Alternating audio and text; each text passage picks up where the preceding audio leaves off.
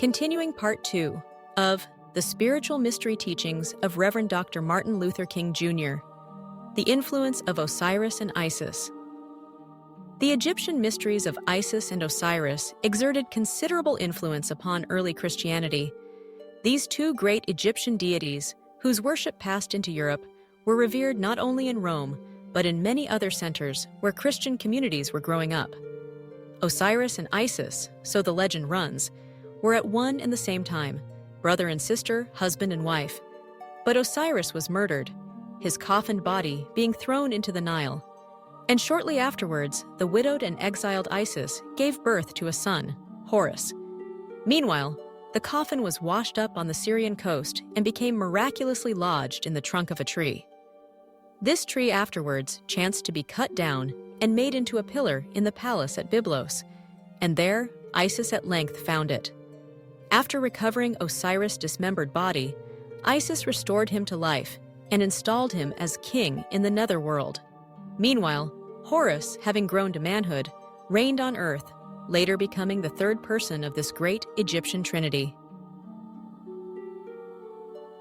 Footnote: Wegal, Alpisi, Sichaiti, p. 119. 19. In the records of both Herodotus and Plutarch, we find that there was a festival held each year in Egypt celebrating the resurrection of Osiris.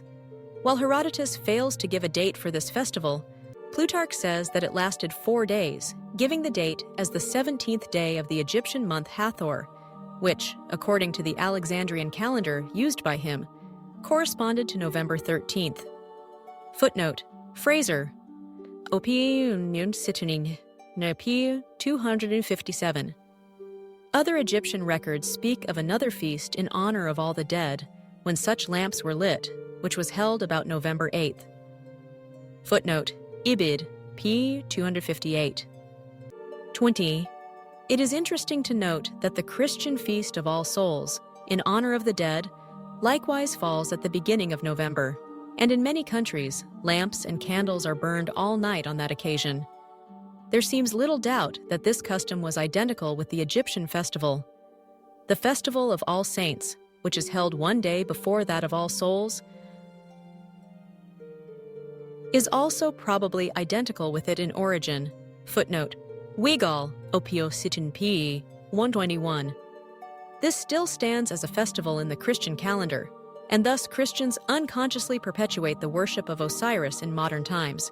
The influence of the greater mysteries. At Eleusis. In the 1st century of the Christian era, the Eleusinian mystery cult was more favorably known than any of the cults of Greece. Its fame and popularity were largely due to the connection of Eleusis with Athens. The origin of this cult is obscure and uncertain. Some writers traced its origin to Egypt, while others upheld Eleusis in Greece as the place of its birth. In order to understand the type of religious experience represented by this important cult, we must turn to the myth of the rape of Demeter's daughter by Pluto. It is stated with sufficient elaboration in the Homeric hymn to Demeter.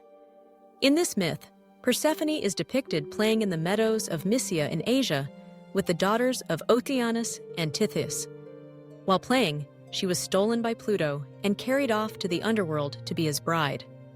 The mother, frenzied with grief, rushed about the earth for 9 days in search of her lost daughter, 25. As a result of her wandering, she came to Eleusis, where she was seen, although not recognized, by the 4 daughters of Cacaeus sitting near a public well called the Fountain of Maidenhood. After telling a fictitious tale of her escape from pirates, she won the sympathy of the girls who took her home and, at her own request, was given a job to nurse their infant brother, Demophon. After making herself known, she commanded the people of Eleusis to build her a temple. In connection with the temple, she established certain ceremonies and rites for her worship. During her short stay at the temple of Eleusis, the whole earth grew barren. Men began to die for a lack of food, while the sacrifices to the gods decreased in number because the animals were dying out. The other gods pleaded with her to relent, but she refused to do so until Persephone was restored to her. Pluto, also called Hades, therefore, at the request of Zeus, released her, but not before he had caused her to eat a pomegranate seed, which magically required her return after a period of time. Demeter, in her joy at the restoration of her lost daughter, allowed the crops to grow once more and instituted, in honor of the event, the Eleusinian Mysteries, which gave to mortals the assurance of a happy future life. The influence of Mithraism. Mithraism is perhaps the greatest example of paganism's last effort to reconcile itself to the great spiritual movement which was gaining such sturdy influence with its purer conception of God. Footnote: Dill, Roman Society. From Nero to Marcus Aurelius, p. 585. Ernest Renan, the French philosopher and Orientalist, expressed the opinion that Mithraism would have been the religion of the modern world if anything had occurred to halt or destroy the growth of Christianity in the early centuries of its existence. All this goes to show how important Mithraism was in ancient times. It was suppressed by the Christians sometime in the latter part of the 4th century AD. But its collapse seems to have been due to the fact that by that time, many of its doctrines and practices had been adopted by the Church, so that it was practically absorbed by its rival. Originally, Mithra was one of the lesser gods of the ancient Persian pantheon, but at the time of Christ, he had come to be co-equal with Ahura Mazda, the supreme being. He possessed many attributes, the most important being his office of defender of truth and all good things. In the Avesta, footnote, this is the sacred book of the religion of Iran. Mithra is represented as the genius of celestial light. He emerges from the rocky summits of eastern mountains at dawn and goes through heaven with a team of 4 white horses. When the night falls, he still illumines the surface of the earth, ever walking, ever watchful. He is not sun or moon or any star, but a spirit of light, ever wakeful, watching with 100 eyes. He hears all and sees all. None can deceive him. Footnote: Cumont, Mysteries of Mithra, pp. 2, 3+33. Tarsus, the home of St. Paul, was one of the great centers of his worship, and there is a decided tinge of Mithraism in the epistles and gospels. Such designations of our Lord as the dayspring from on high, the light, the sun of righteousness, and similar expressions seem to come directly from Mithraic influence. Footnote: Weigel, O Pilusit, p. 129, 34. Conclusion: there can hardly be any gainsaying of the fact that Christianity was greatly influenced by the mystery religions, both from a ritual and a doctrinal angle. This does not mean that there was a deliberate copying on the part of Christianity.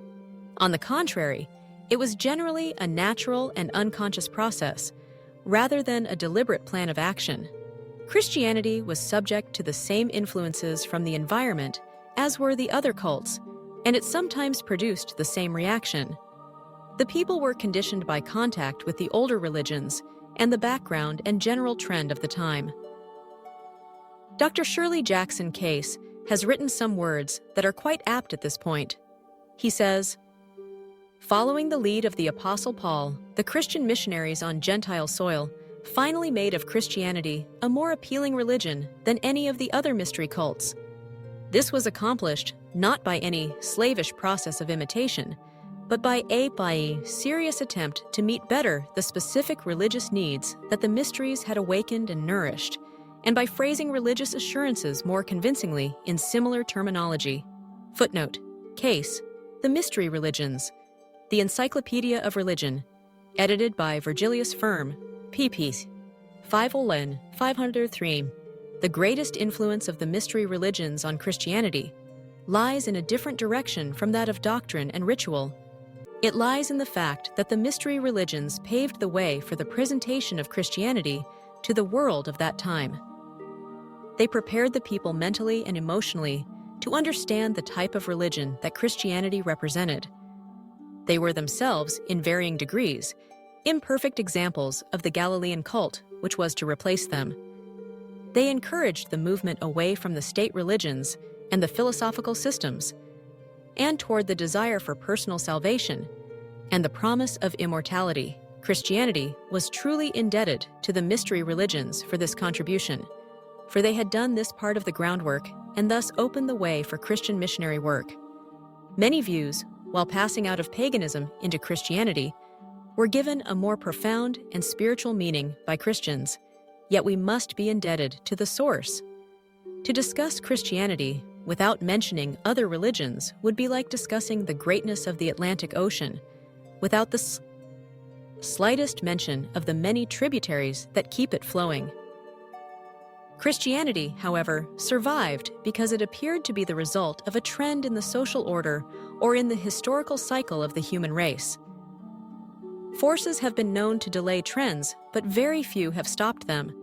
The staggering question that now arises is, what will be the next stage of man's religious progress? Is Christianity the crowning achievement in the development of religious thought? Or will there be another religion more advanced? This concludes an abridged version of a paper written by the author, Reverend Dr. Martin Luther King Jr., Crozer Theological Seminary. Date, November 29, 1949 to February 15, 1950. This paper can be referenced at https:// King Institute, Stanford, edu/King Papers, Documents, Influence Mystery Religions, Christianity.